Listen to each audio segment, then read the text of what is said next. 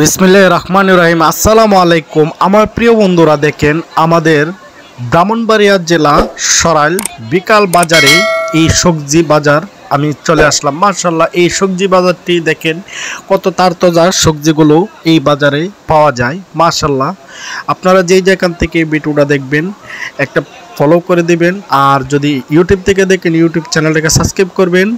আর এই ভিডিওটা ভালো লাগছে কিনা আপনারা অবশ্যই আমাকে কমেন্টে জানাবেন, আর সবজিগুলো কেমন লাগছে এবং তাজা সবজিগুলো তাও জানাবেন ইনশাল্লাহ।